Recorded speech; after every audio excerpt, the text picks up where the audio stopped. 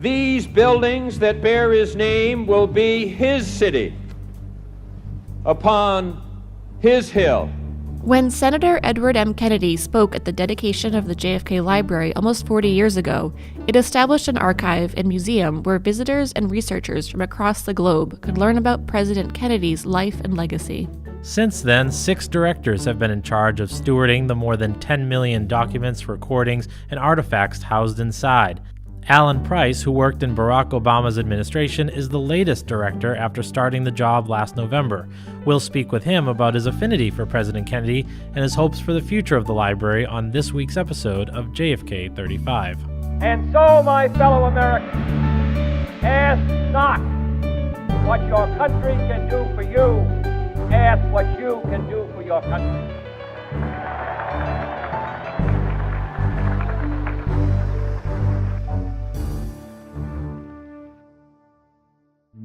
Welcome to this week's episode of JFK 35. I'm Matt Porter. And I'm Jamie Richardson. In this episode, we're going to look inward at a bit of the history and purpose of the JFK Library, which will be turning 40 later this year. In those 4 decades, the library has had 6 different directors, including its most recent director, Alan Price, who we'll speak with later on the show. But first, let's take a trip back through time and hear a few words from President Jimmy Carter, who spoke at the library's dedication on October 20th, 1979. Like a great cathedral, this building was a long time coming, but it more than justifies the wait. Its grace and its dignity are, I hope and believe, worthy of the man whose memory it will nurture. On that day, the JFK Library was opened as the 6th presidential library in the National Archives Presidential Library System. The library system was started by Franklin Roosevelt in 1939 as a way to preserve the papers and other artifacts from his administration. President Truman followed suit, and in 1955, Congress passed a law establishing a privately funded but federally maintained presidential library system. Nonprofit foundations build the libraries, and then they're transferred to the National Archives and Records Administration, or NARA.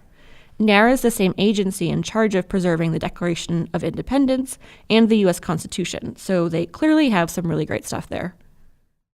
Roosevelt's Presidential Library in Hyde Park, New York, was the first to open in 1941. Every president since Herbert Hoover has since had a library run by the federal government, although this might be changing with President Obama's proposed presidential center. Before NARA, presidents were free to release or not release their documents as they wished. In some cases, former presidents or their families even purposely destroyed documents from their time in office. The presidential library system ensures that the complete records of each president will be preserved in perpetuity and be made available to the public. In addition to the archives, the libraries also have museums for everyone to learn more about each president and their administration. And we're happy to introduce the latest custodian of everything contained within the JFK Library, Alan Price. Alan comes to us from his most recent position as president of Earlham College in Richmond, Indiana. Before that, he was a member of President Obama's administration, where he served in a number of capacities, including Associate Director of Management at the Peace Corps. Now, before his time in federal service, Alan served in several leadership posts outside of government, including at the Harvard Business School's Global Leadership Initiative and what is now Eversource Energy. Alan, thank you for joining us. Thank you. It's great to be here. Alan, it's really great to have you. I think you've been on the job for a few months. First, just tell us what kind of brought you to the library? What intrigued you to apply for this job and be here to begin with? Well, the John F. Kennedy Presidential Library and Museum has been such an amazing and iconic institution for so long. I've been a big fan for many, many years, and when I saw the opportunity, I jumped at it. It was very exciting. My wife and I were both immediately intrigued by the possibilities of how can we be a part of this institution and make sure this institution is part of a stronger Boston, a stronger New England, and a stronger part of the national legacy of President Kennedy. And what have been your initial impressions of the library so far as you're a few months in? Well, in addition to an extraordinary staff and an extraordinary mission, it's somewhat amazing that this building, officially dedicated in 1979, still holds up as amazing. It does not feel dated at all. The contrast between the architectural styles all present in this one building have kept it at the front edge, the leading edge of modern buildings, even though it's been around a while. Did you speak to any of predecessors as you've taken this job? Have you spoken to other directors? What has sort of been the transition like for you coming here to the library? One of the most joyful aspects of this job is that every prior library director reached out and connected with me to give me a much fuller sense of the history of the institution. I heard a quote many years ago that we are all born in the middle of stories. The story started a long time before we arrived, will continue a long time after we're gone. And those conversations with the prior directors helped me appreciate the stream of history that I was stepping into so that I could more appropriately recognize that past and create a stronger future. And you worked for the Peace Corps previously, which was an early Kennedy administration initiative. And how does that experience influence your work here, is how you kind of see the library? To have seen firsthand how the Kennedy vision continues to live on in the joyful service and often difficult service of Peace Corps volunteers around the globe, and having been a part of supporting that effort, it's extraordinary that his vision that we could take the best minds and that call to service, and people really would want to serve, and they continue to serve in extraordinary numbers, and it would shape a lifetime of service, that vision continues to live today. It has tremendous bipartisan support and global support. One thing that when people come here to the library, they all sort of have their favorite Kennedy moment, their Kennedy speech or quote. What about you? Do you have a favorite Kennedy speech that inspires you, or a quote that sort of resonates with you? If I could allow myself to, okay. One of the joys of this role is wherever I go, if I say what I do, I'm director at the library here, everybody comes up to me with their favorite John F. Kennedy story, or their favorite Bobby story, or their favorite Ted story. It's just extraordinary. And I just heard one the other day of someone who said, yes, I sailed on the Victoria with John F. Kennedy. He would have his crew needs, and when he was young, he would come crew on the Victoria. And so many people in New England and globally have their personal connection to the campaign or Kennedy himself. That's phenomenal. One of my favorites continues to be his inaugural address. I just think that call to service, ask not what your country can do for you, ask what you can do for your country. He said he was going to set that tone. He wasn't going to make a lot of promises, but he was going to put America to work to make a stronger nation. He was true to that vision, and people continue to respond to that call to service. And I think America and the world are better for it.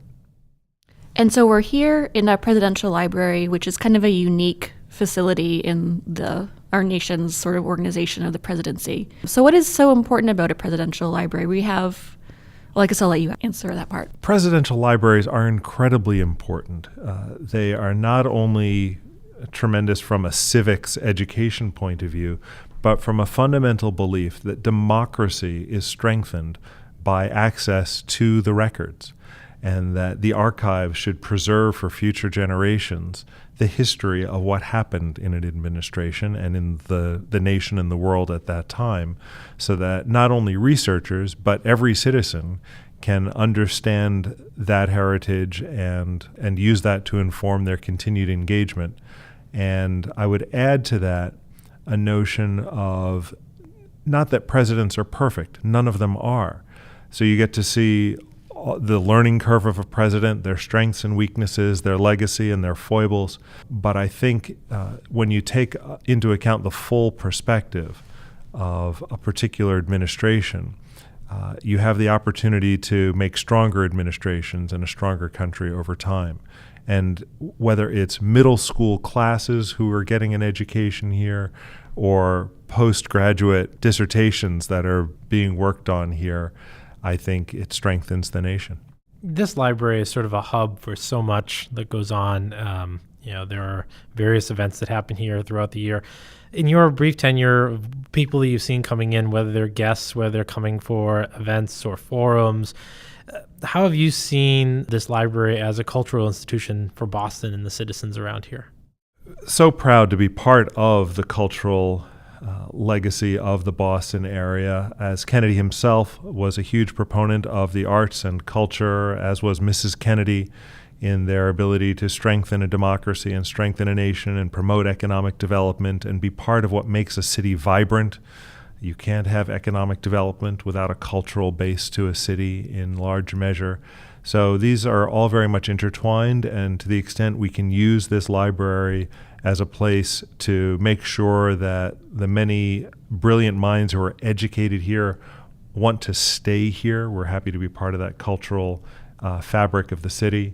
And I also think that when corporations are thinking about where are we going to host an event that will have not only a beautiful venue, but a place to inspire us to be more bold, to be more innovative, to reach farther than we had reached before, I think this setting, perhaps in part President Kennedy's call to go to the moon, is a perfect example of we can do things that we imagine even though others tell us it's impossible.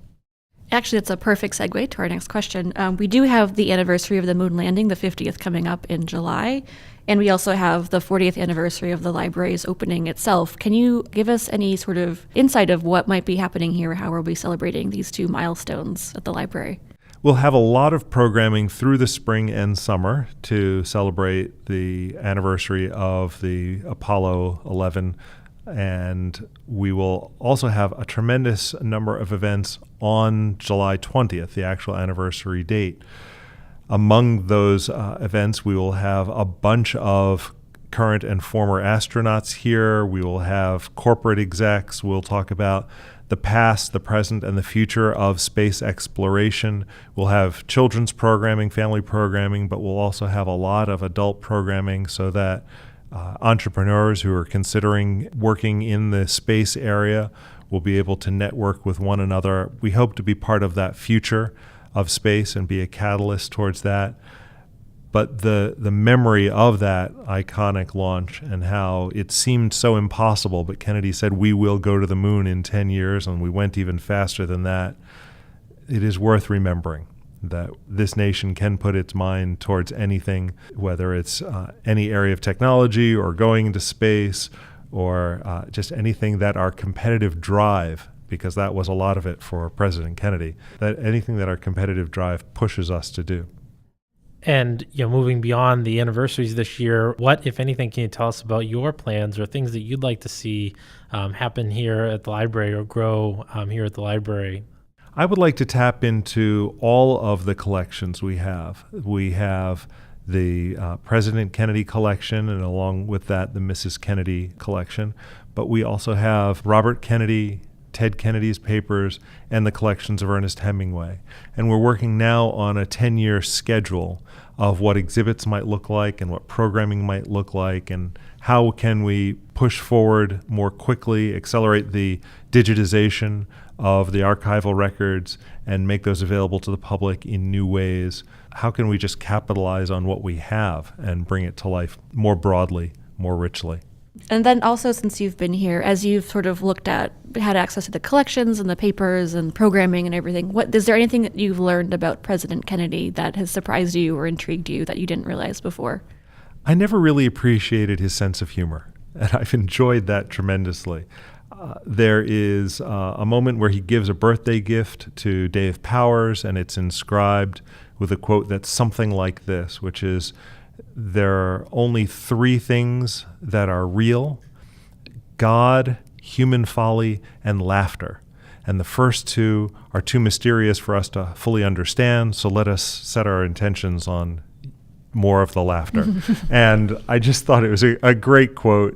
He was so eloquent, but focusing on the fact that we are humans, and so many people who connected with them, they were able to transcend state-to-state limitations of what relationships can be and form real human bonds. Both the President and Mrs. Kennedy form real human bonds, which I think advanced not just our diplomatic status in the world, but the true effort towards world peace is built at a human level. And I think his sense of humor was somewhat key to that. Most people now weren't alive when President Kennedy was president.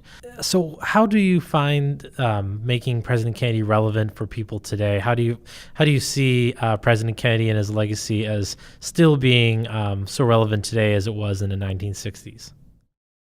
I think when people look either in the current context or recent context, and they look for examples of what is possible in the role of president and what is possible for the nation, I think President Kennedy is an extraordinary example of how we can overcome our differences and focus on a common goal. And though budget squabbles happen all the time in administrations and will always happen, I think President Kennedy would be baffled by this notion that we would shut the government as a response, because that doesn't strengthen the nation. I think current politicians on both sides of the aisle could look at that as a terrific example of there are just other options when you're faced with budget squabbles. I think that there's always the possibility that conflicts will happen, but if we're really focused on peace, how do we navigate towards peace in the face of these conflicts? I think he provides tremendous examples there. I also think that he had tremendous campaigning ideas and strategies. And I'd love to do an exhibit at some point on the Kennedy campaign in such a way that it would inform and inspire other people to run for office in new and creative ways, though I don't think Kennedy would have envisioned the digital reality that many people are using today. Lastly, I want to, you worked in the administration for President Barack Obama, who came here in 2017 receiving the Profile and Courage Award. And one thing that President Kennedy's grandson, Jack Schlossberg, mentioned was the similarities between, sort of the youth movement and President Obama's administration and sort of what we saw with President Kennedy. Do you agree, or did you feel when you were in the Obama administration that there was sort of a Kennedy-esque or, sort of a similar feeling to what was happening in the 1960s? There are similarities. I think that nothing could have given me more pride than serving in the administration of the 44th president. And it's been a great delight to now feel like I serve the administration of the 35th president. It's a great thing to serve one president. To serve two is extraordinary. I think there are similar or there are parallels in terms of the youth involvement and appeal.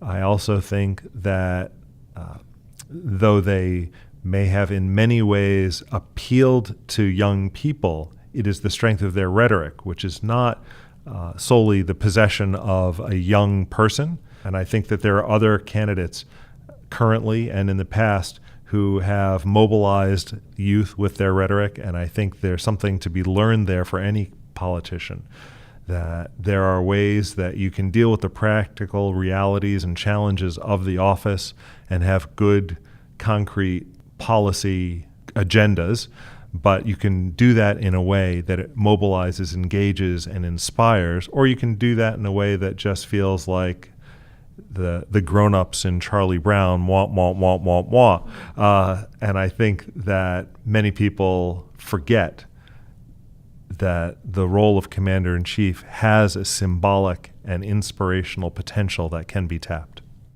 Alan, thank you very much for sitting down with us. We hope that we'll have you on many more times to talk about what's going on at the library. Thank you for sitting with us, and we do hope that this year goes really well for you. Thank you. It's been a pleasure. Thank Appreciate you. it. Take care.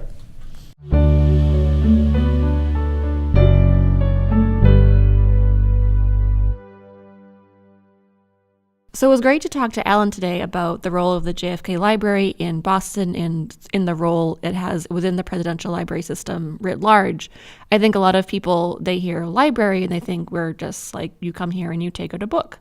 But that's not quite the case, and I think it's easy for people to have no idea what a presidential library actually is. So to get that insight was really great. Exactly. And, I think, with a moment to talk about presidential libraries, they're so important. You think about the last 14 presidents now, we have their records neatly and orderly stored and preserved. And I still can't believe that, before the presidential library system, we had times where sometimes the president and or his family, for either embarrassment or for whatever reason, would decide to destroy documents that would tell us more about those presidents and who they were. Yeah, it's such a shame to have such a gap in the history of the presidential record. And if I'm understanding this correctly, because the presidential library system is ever evolving and a little bit confusing if you don't quite know it back to front. But I believe that it was still up until Nixon's administration that it was still sort of a courtesy that the presidents would donate their papers to the national government. It wasn't expected. And Nixon changed all that. And that's, the ever evolving way we live. Way to go, Nixon there. Yes, thank you. Go. The National Archives, I've been now working here for 3 years, almost 3 years, and they just play such an important role. These are people who are, unseen, but doing a lot of good work and making sure that when the historians come to look and examine what exactly happened, decades earlier, that they have access to the primary source documents that will give them, hopefully, the unfettered truth, and it will allow us to understand our history better. And again, I wish that we had more presidential libraries from the period before Roosevelt, but very thankful for what we do have. And of course, there are libraries that are before Herbert Hoover. Those are often run by states and other people, and they're doing a great job as well. But it's really nice to know going forward that NARA is here and the archivists are working and doing their best to make sure that when it comes time to look back, that the records are there. Yeah, and it's important to note that also it's not just for the presidential libraries don't just exist just for historians. They're sort of mega famous, there are Robert Caro's and other very famous historians, but it's for everybody. We have students who come from middle school, high schoolers. You listening to this podcast could come with a sort of a question, and the archivist can help you figure out what would be relevant for you to look at. It's such an amazing and important job that they do, that it's, we're lucky to have all these papers, and here at the library we have a lot of them digitized, which is another amazing feat that I think is so important and wonderful and great for me and my job here. And my job as, working with the press and also taking in a lot of public requests, people are asking, like, can you tell me what happened on this date? Or, there are times, some of the most rewarding ones are someone says, I have a picture and I just want to know it's President Kennedy, it's my father, and there's somebody standing next to him and I don't know who he is. And there was one case where that happened, and it was actually Al Gore's father. That was standing next to the gentleman's father, and that was found by our wonderful research archivists. And personally, I have my own story where my mother wrote a letter to President Kennedy, and it turned out that letter was preserved. So that was a really nice thing to offer my mom, a letter she wrote when she was 8, and we found it. That's wonderful. So yeah, it's an amazing thing here at the archives, and it is, like you said, for everybody. It's for the public, and they do a great job, and I think Alan's going to do a good job continuing to steward that. Yeah, this is such an exciting period for us. 40th anniversary, new director, lots of fun things happening, exciting things. Big anniversary of the moon landing, which of course we played a small role. Yes, and if we've piqued your interest through this conversation at all, or this episode, about what a presidential library is, or what the system is like, or the history of the JFK Library, we'll have some links on the podcast episode page on our website for you to check out. And special thanks to Alan Price for being with us today, and so we certainly look forward to seeing his influence on the library going forward. And thank you for listening to this episode of JFK 35. Visit our podcast page at jfklibrary.org/JFK 35, where again, Jamie mentioned, we'll have more information on the topic of libraries mentioned in this episode. And if you have questions or story ideas, please email us at jfk35pod@jfklfoundation.org or tweet at us at JFK Library using the hashtag JFK35. And you can also follow the library on Facebook and Instagram. And if you liked what you heard today, please consider subscribing to our podcast or leaving us a review wherever you get your podcasts. We're taking an extra week off, so we'll see you again in 3 weeks in mid-April for another new episode. Thanks for listening and have a great week.